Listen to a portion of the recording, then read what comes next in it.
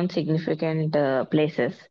So the World War One and World War Two, the significance have literally changed how the international space used to look earlier and what role does the countries play over a period of time and how did the roles were reversed at the end of the World War One and Two. So let us understand like how did this thing, the World War One or even World War Two has happened, and answer me in the comments or in the chat box like is World War Three currently happening? If so, in what terms that you can call it as a World War Three?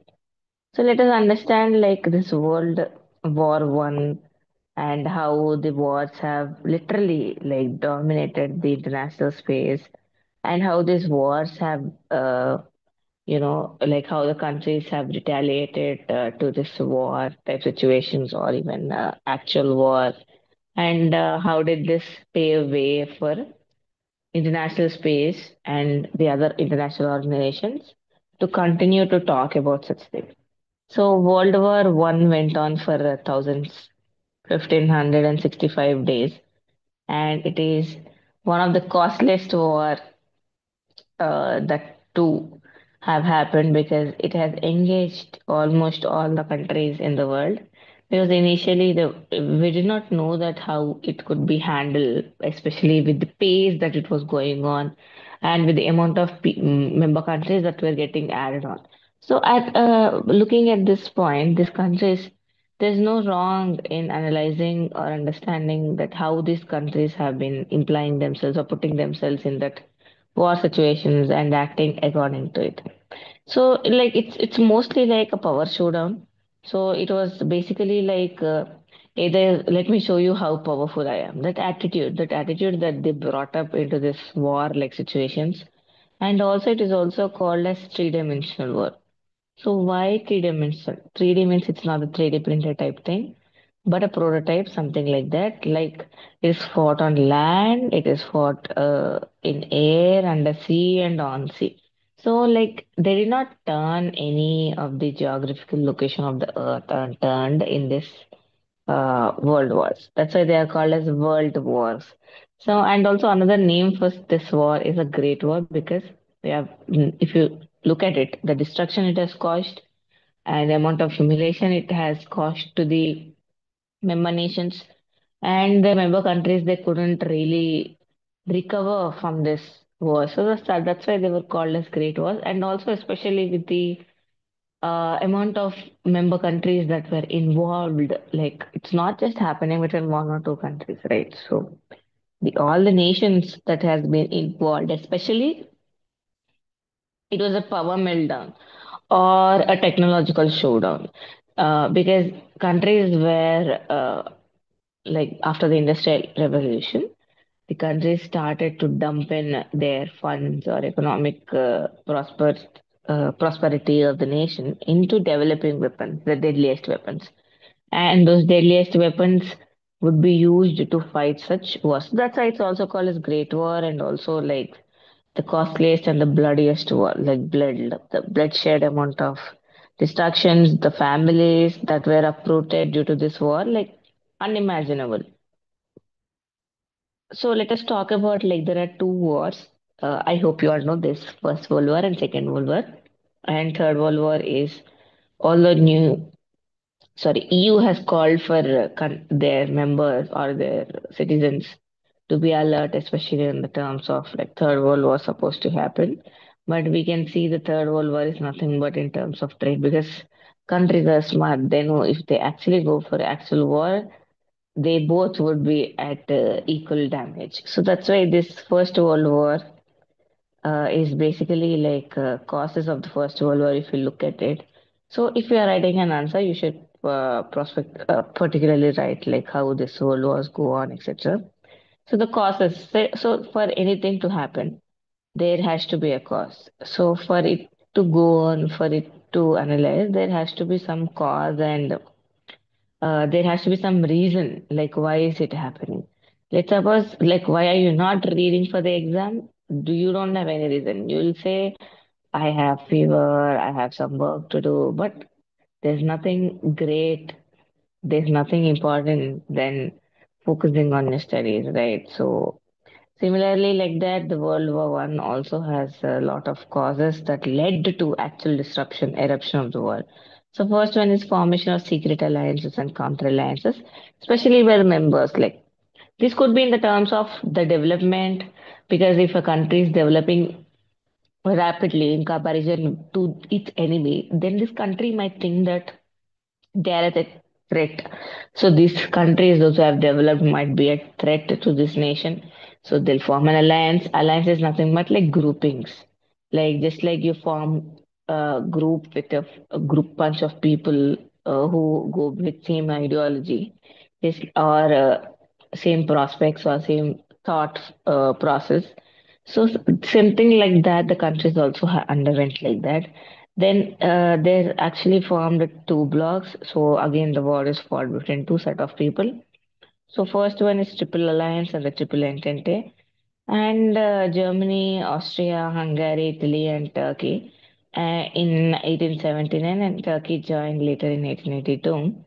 So this Italy and Turkey joined later in 1882 and 1879. Austria, Germany, and Hungary were first part, and France, UK, and Russia are other groups. So now let us imagine like why. So why this war, or why did they form even an alliance? So the main aim or the target is to gain territories in Europe from Austria, Hungary, and winning certain African colonies which French support. So basically, this is an slow, like this war has led to such a disruption, but it started slow because they wanted those colonies. Because in the previous lecture, we have read about like the colonization and decolonization. So, whatever the colonies that they had, so earlier we have read that the colonies are kind of like pride show. Just like that, this country wanted to take those colonies from other nations. So this in process of this showing of pride, there was a meltdown and they could lose their territories to the other country. So in that way, the main aim was to gain territories in Europe from Austria and Hungary, which was occupied, and also the African colonies that were occupied alongside the French support. And Triple Entente, the Franco-Russian Entente of 1893, it also entered into it. 1907, UK signed Anglo-Russian Convention with Russia. So there has been Russia has come into picture, and there has been like triple arrangements, or also there has been like two nation arrangements. So just to be fighting for a certain cause, be it a power meltdown or be it uh, acquiring a territory, like all these are the reasons for it. Now, next one is it is significant to note that formation of these alliances was an attempt to prevent war. So if you have noticed, so they have formed territories or they formed alliances just to show that let's suppose there could be a war or warlike situation, and in order to show that, or in order for a country to not proceed, these powerful countries used to come together and form an alliance, just so that this war could be avoided at any cost. But who would have imagined that the very alliances would go to war? So it was main agenda is to prevent war and militarism. It also led for militarism and race for armaments. So with like, so why do you think that the race for armaments uh, has been in picture? And let's sorry, why do you think that race for colonies, like it was seen as a pride movement or something? The basic thing is the race for colonies or to acquiring territories in the African or other East Asian, Southeast Asian nations or Latin American nations is nothing but in in search of raw materials. So this raw materials would indirectly fetch when convert lot of money when converted to the industrial goods. So that's why their race for acquiring these colonies was high, which parallelly or indirectly led rise to the arms race, where the countries after the industrialization have started to accumulate wealth, and this wealth has been diverted to economic rather than the infrastructure development. Most of it, like you can imagine, like 60-70% of it was dumped into acquiring arms or improvising their military investment or developments in terms of military and riflery. So that's how the things, uh, the race for arms, and it was called a mad race for armaments. And it soon started immediately after Franco-Prussian War of 1871. So countries have realized that oh, they need to have sophisticated weapons in order to control their destruction, uh, but also significantly or parallelly increase the destruction of the enemy state. And like as you all can see, the naval power have also the naval expertise have also increased rapidly, and a lot of scientific developments have also occurred in the kings or the authorities of those nations have started to invest a lot on building ships. So military and naval power also grew over a period there. Italy and Germany expanded their naval power in competition with Britain and France. So you all can see that the race was not just in the colonies. Colonies is just for to get the raw materials, or like the colonies are money minting machines. So, but indirectly they wanted to get hold of colonists so that that could fetch them extra money. So, Italy and Germany also went into this loop of competition of developing arms or military race or per se even naval and military power by looking at Britain and France. And industrial and scientific development led to technological discoveries. So, these discoveries in turn helped them create sophisticated weapons. You all know that the sophisticated weapons or whatever the things which we would be reading in later part of the lecture, like how did we end up having an arms race? How did the countries have been looking into like making uh, have been looking into like this arms race or developing sophisticated weapons so that they could just balance their enemy. But the balance was actually a myth, because how do I know that my enemy has got some around like 2k weapons?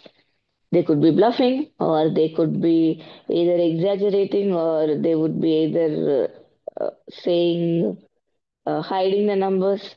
So, in context to avoid that, the countries have never trusted their enemies, and each of them would, each of them would continue getting collecting weapons.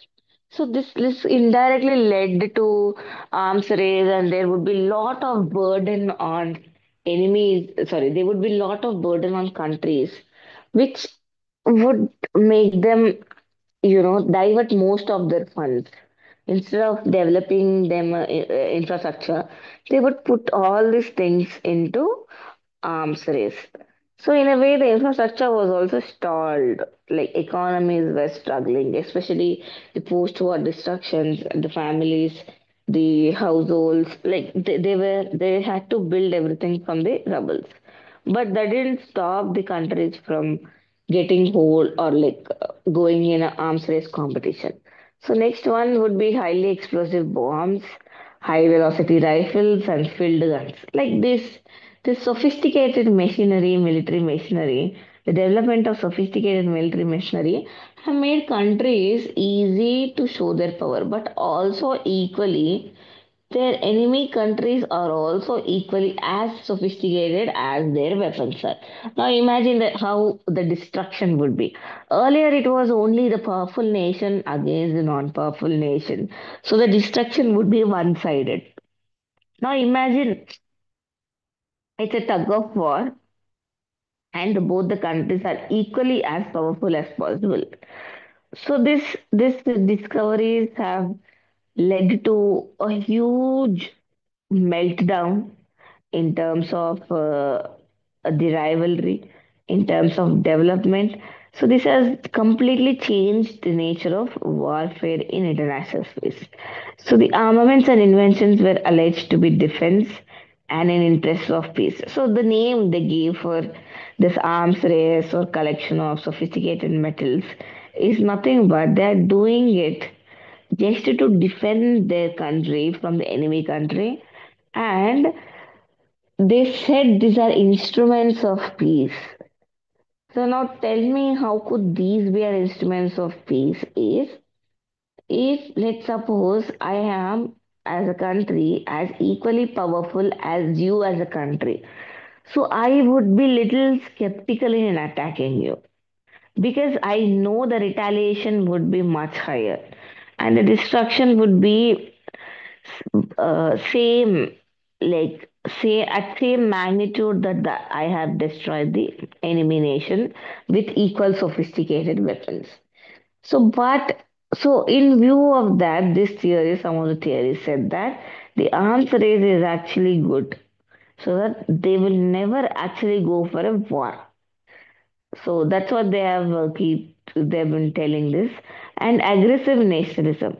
French Revolution and Napoleon War have contributed for the growth of nationalism.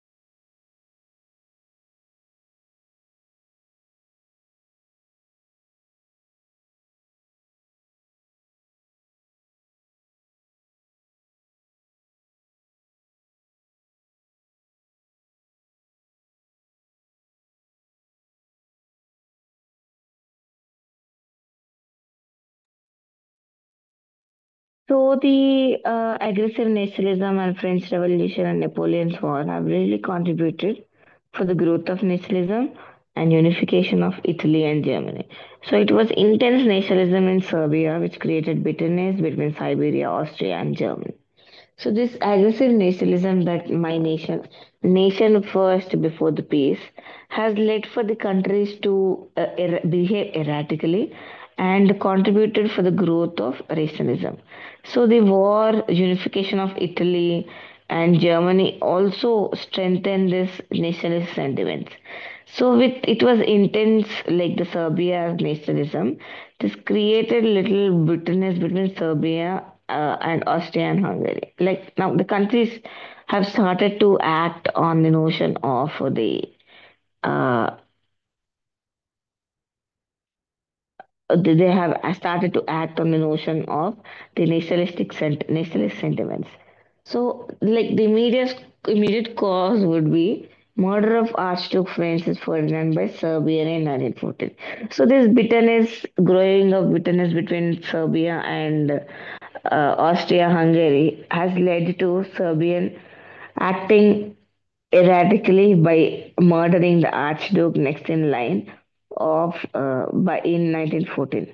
So then also next one is economic rivalry and imperialism.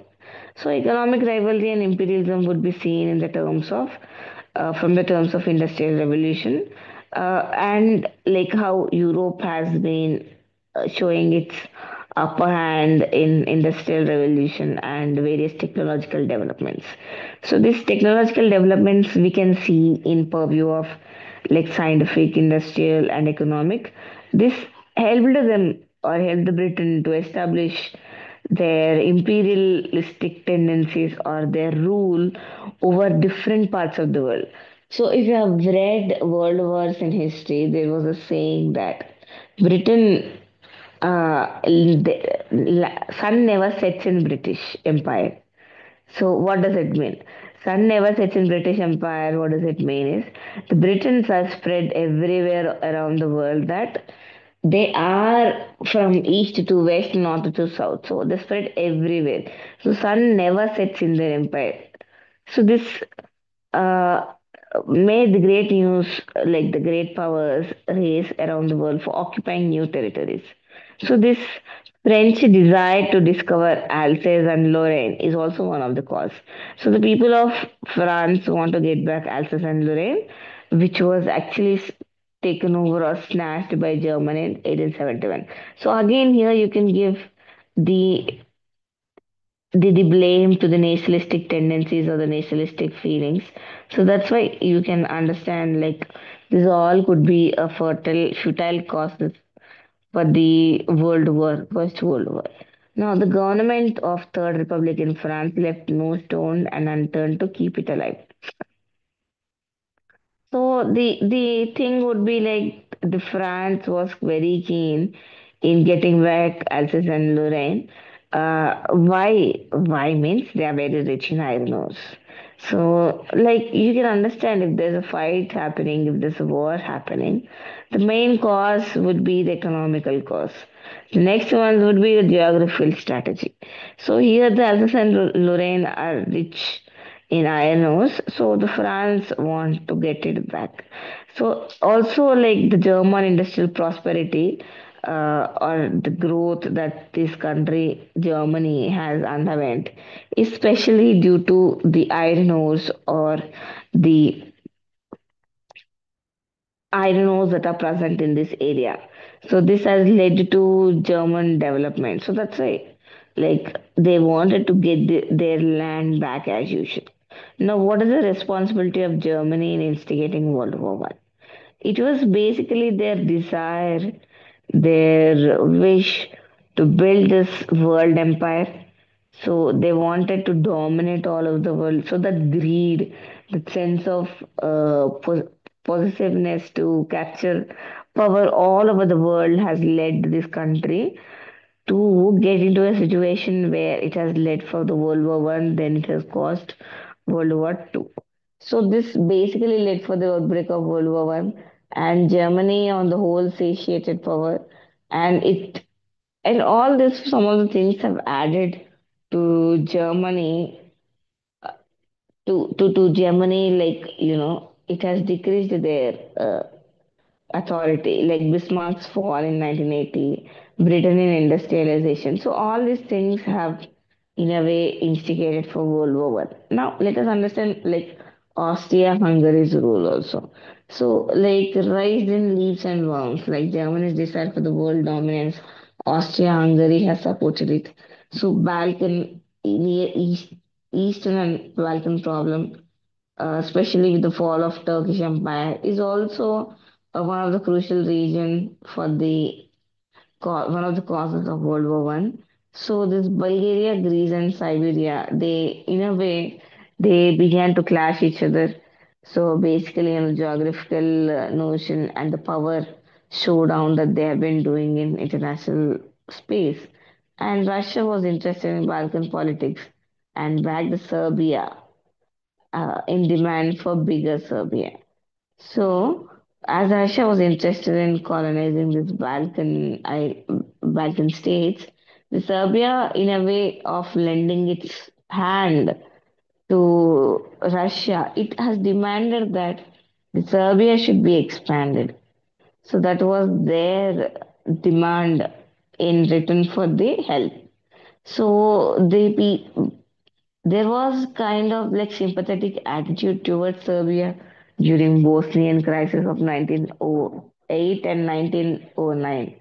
So this is how the things have been going on, and it is increased the bitterness between Austria, Serbia, and Russia. So this these three countries have crucially like they parted their ways kind of. So this, because they couldn't stand each other, they couldn't stand each other because they were truly becoming, like, they think there's like kind of possessiveness. So they initially started along, but with the growing nationalism or growing sentiments or the bitterness, growing bitterness for the power, made these countries to cancel out their friendships. So the Austro-German urge towards East made the matters worse. So the if anything towards the east would make the matters worse with the Russia. Then lack of machinery. There also exists lack of machinery to regulate international relations. Why? Because if we look at it, the theories that come after the World War, like 1948, nations, politics among nations, power Struggle for Power and Peace by Hans J. Morgan, too. He's a realist proponent. He says that there exist there exists anarchy in international space because there is no central authority to look after the relationships, to look after these countries. So as there is no authority all over the world to look after or be a headpiece to all the countries in keeping them together, the these also caused like one of the reason for expansionist ideas of these countries, arms race of these countries, or the aggressive behavior towards their neighbors. So and also secret diplomacy by states of Europe has worsened the situation in international scene.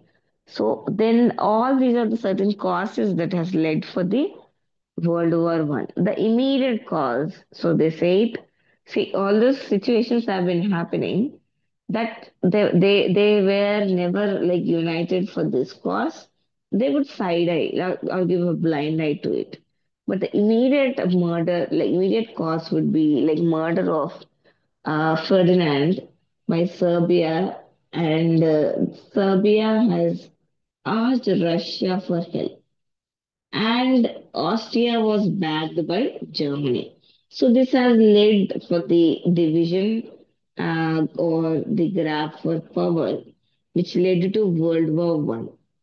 So now let us understand like how did this World War I went over a period? Like there's a timeline for any war, there's timeline for anything. So let us understand what could be the possible timeline. So the power initially like inflicted heavy losses on the Allies, and British has provided their invaluable help to the Allies because they are supreme naval force. We have read it in the beginning of the lecture that why they are supreme naval force would be like the development and modernization, funding and a technique in developing naval base, strong naval base, so they could help in that way. So British defeated Germany, but Britain also caused heavy losses in Britain. And also what happened in Russia was this the timeline where the war was happening. In 1917, Russia had seen two revolutions. So, sorry, 1971, there has been two important events in the timeline that has happened. The first one would be the Bolshevik Revolution in Russia, 1917, and second one is the entry of United Nations into war on the side of Allied. So, United Nations was not there from the beginning.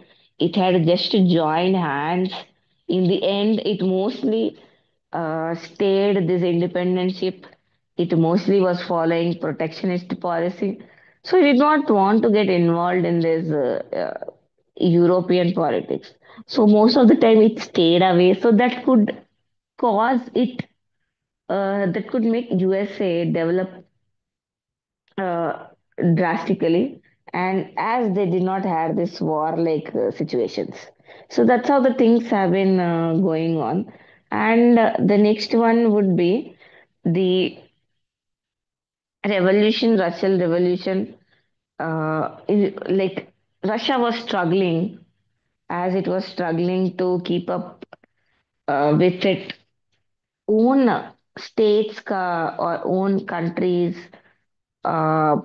like the protection or the independence, the Russia could not support Germany as expected by the Germany, and USA has joined the war in at the end because Germany, in the course of First World War, began to attack American ships trading with allies. So, which was basically like there were certain international norms. If the countries are not fighting in the war, they should not be attacked. There, if things would not should not be attacked. They should be left alone. But Germany has what did it do? It started attacking the USA ships. So USA had to enter into this with the war conditions, and in such a way that it regarded Germany as a threat to the world peace.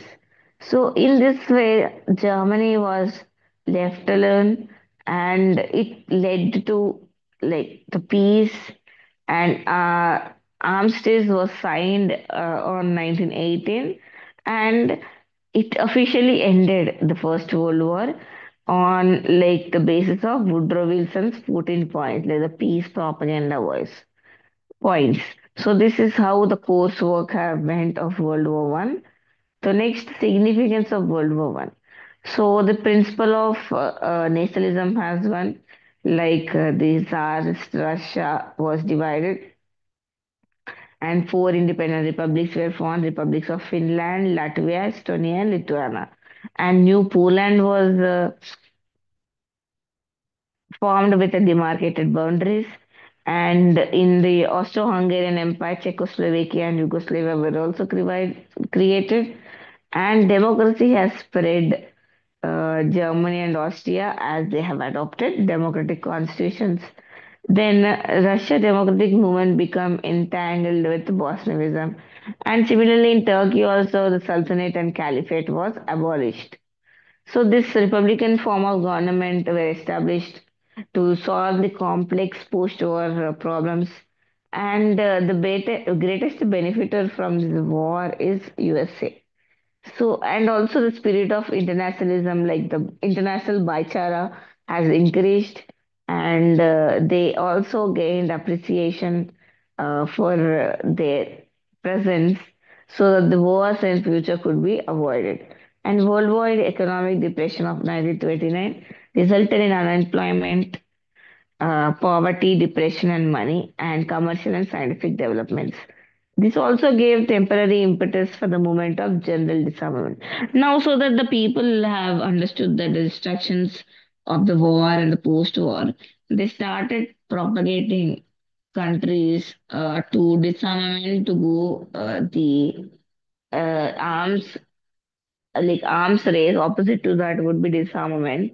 So this also has paved the way so that the countries would keep in check, would be kept in check in handling such things. So now let us understand Second World War. Second World War has happened in 1939. So this is also called the Total War. And just like how the causes of First World War are there are certain causes for Second World War also. Something similarly would rotate around the countries. And first one is humiliating, excuse me, humiliating terms of Treaty of Versailles. And next one is imperialistic policies of Germany, Italy, and Japan. Then establishment of dictatorships in Europe. Paris Peace Conference 1919 not only limited and humiliated Germany but disappointed Italy also, and faces a dictatorship in Italy under the leadership of Mussolini, Nazi dictatorship in Germany under Adolf Hitler. So all these things have led for the causes in one way or other for the World War II, and Italy has joined Anti-Comintern Pact, which has paved the way or gave rise to Rome, Berlin, Tokyo axis. So this Rome, Berlin, Tokyo axis has been made as a group or a pact which could be as powerful as nobody could imagine. So the formation of two rival camps could be seen in the USA and UK allies, the establishment of conflict, failure of disarmament, and rise of the militarism. So all these things indirectly, the ideological perspectives have also paved way for the World War Two. Now, next one, as we have known that after the World War One, the League of Nations 1919 under Woodrow Wilson's 14 points, the peace and prosperity has come into picture, and the countries have signed for it. But the inefficiency of League of Nations have failed in stopping the World War Two from erupting. So this can also be seen in some of the situations like Japan and Italy. Japan and Italy invaded Manchuria and Abyssinia, and the minority races like the disarmaments and policy of appeasement by like desire to divert German aggression towards Russian Bolshevism, and immediate cause was like Hitler's attack on Poland. So just like the Ferdinand Archduke of Serbia murdered, here Hitler's attack on Poland has led for the significant cause of World War Two. Now the course of World War Two, like there are certain course that they went in. The first one is Hitler attacked Germany, Norway, and Sweden. Germany occupied Belgium and Holland. Mussolini abandoned his neutral policy and started to take sides in this disruptive wars. Now, Germany had conquered the Greece dispute, Greece despite British opposition. So there's not been that these countries have been keeping quiet so that these enemy countries could do whatever, but the the amount of sentiments or the amount of aggression that they hold on to it could be seen from this slide. So in 1941, what happens is Hitler was signed no no aggression pact with Russia, invaded the country without giving any reason. So the Hitler of Germany, they did not give any ultimate reason, and they have just invaded the Russia invaded the country. So, like that is how the things are done, right? Then Japan signed the anti-communist pact with Germany and Italy in 1940. So, the United Nations also they have been dragged into this war because of Pearl Harbor. Like, what is Pearl Harbor? Pearl Harbor is USA's jersey. So, Pearl Harbor, they the Japanese attacked this Pearl Harbor of USA, which indirectly they took it as a prestige issue, and they have entered this World War Two. So in World War One, they have entered at the end or post destruction, you can say, but here they've been made to enter it. So this Pearl Harbor was attacked by Japan. Yeah, Japan in 1941. Pearl Harbor is in Hawaii Islands.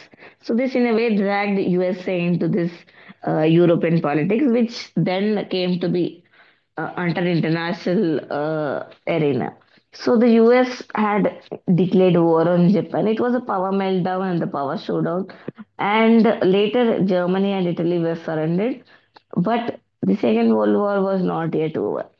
So the American has dropped two atom bombs on the cities of Hiroshima and Nagasaki in 1945.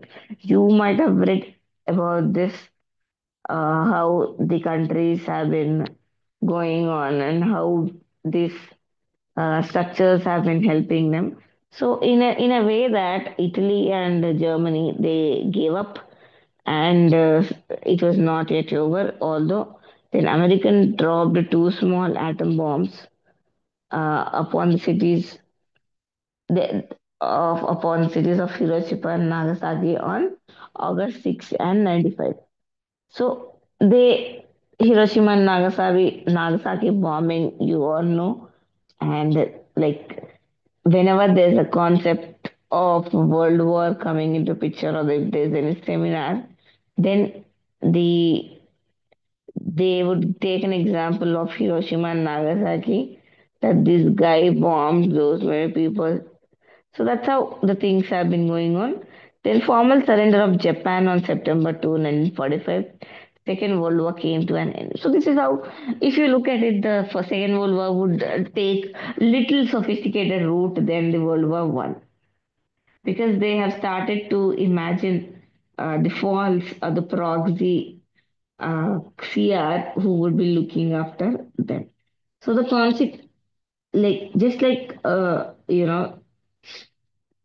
initially how USA has stayed out of it, but now here it was dragged to uh, as a retaliation to Pearl Harbor. It has dropped two bombs as a retaliation to Pearl Harbor and on Japan. That was a statement. That was a statement move by USA so that their position, their power could be like was shown like how a great transformation would happen and how the power succession would help them. Then armed supremacy of USA and USSR had brought nations into the world into two separate blocks.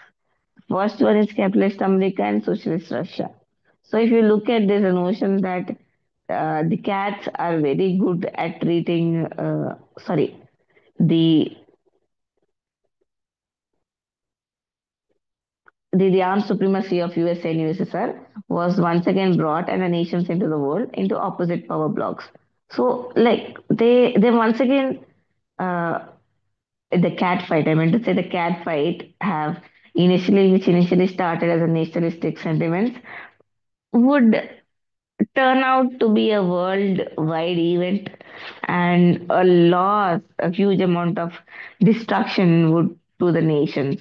So this gave a rise to two block power majority. So of course now it's a multipolarity, but these have led to like American capitalist America and socialist Russia, and the two block power showdown or the two block power meltdown was actually serious, and the countries had to take sides.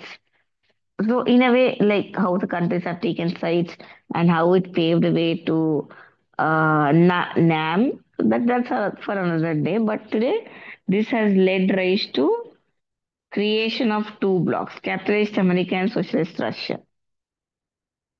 And what happens here is the consequences are too agile that this Second World War did not end here. So what happened was the Second World War have paved the way for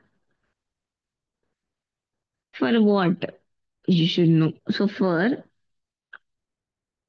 Cold War progression. So the Cold War, the proxy war that it was known to be called as, this is an offshoot. This is an offshoot of Second World War. So now that they've understood that it's not Germany or Austria, Russia that could be fighting against. Now that they have understood, now Russia was also not busy as it had in 1917 Bolshevik Revolution. Now, as it was not busy, see the power showdown.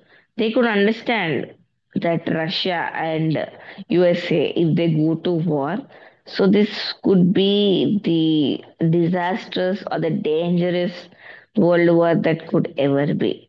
So in Cold War also, these are like proxy wars. You don't really go on a neck to neck competition of who is fighting against who, but they would understand that how the power tactics or the how the power changes function. So these countries, uh, this also led to like once USA have dropped this bombs on Hiroshima and Nagasaki, then the whole international space was partly scared with the amount of destruction that these nuclear weapons have caused. And now imagine two countries like USA and USSR would fight against each other. Okay, so they would fight against each other. And then consequences, uh, another consequences would be the Cold War. and also the arms race that it comes with, and chemically powerful weapons. So these all these things, you can say there has been a technological advancement, but also there has been an uh, oppression. Also, there has been an exploitation. Both would come from uh, both from the same solution, like from the same question. Both events would come. So it is for the nations to pick how they would be able to protect their nation. So immediately after dropping this bombs on Hiroshima and Nagasaki, the it was kind of a message. It was kind of a message that has been sent out to the world countries that look, we are here. Look, we are the powerful country. Look, we have enough uh, technology. We have enough development resources. We have enough money to burn your country down to ashes. So in that way, no, there was no really any opposition for USA in international space for 2 years. So it was later the international space was occupied by the principal. So this, in a way, have done or helped both development technological wise and also the destruction that they could cause, and also the smaller countries falling into that pit hole of arms race. So these are basically the consequences of Second World War. Second World War consequences has also led for the creation of United Nations, the peacemaking instrument. Just like how did League of Nations have failed, United Nations have stalled. Like they have come with this treaty and etc. They have stalled the processes. So although they were not really successful in um, in controlling the wars, in controlling the powerful nations occupying the smaller nations. So all these things, like at least on papers, that they could mm, control the war-like situations. So this until the Russia have come into picture in 1949 with their testing of nuclear weapons, the USA was asserting its dominance all over the world. So for the brief period of time, USA were with asserting its dominance, the world have come under unipolar world. So this unipolar world where USA is strong in power, USA is very powerful nation. So under all these things, uh, it had the sole power. But never really the Britain or the Europe had recovered from the destructions of the war. So the USA has come up with a plan called as Marshall Plan. So I don't know what is this Marshall Plan. This Marshall Plan is nothing but it's an restructuring development program by USA to the war strict, war driven or war hit areas of Europe after the war. So it basically says that we're trying to, or we would like to develop or extend our funds. So there are certain, again, secondary reasons like why it has done that. So then Russia coming into power as a nuclear power in 1949. So this has created the dual world, bipolar world. The world was divided to communist bloc and socialist bloc. Sorry, capitalist bloc and the socialist bloc, and the world was split into two opinions. So this has been made to think that the Second World War has ended and it has come to an end. But that doesn't really make sense because, as it is said, that Second World War has been going on, and it's very hard to analyze or stop this arms race in the pursuit of Second World War. Now, summary. The war produced catastrophic and far-reaching consequences in international space, and supremacy Europe over Asia and Africa have come to an end. So, if you look at India also, we've got independence after Second World War itself.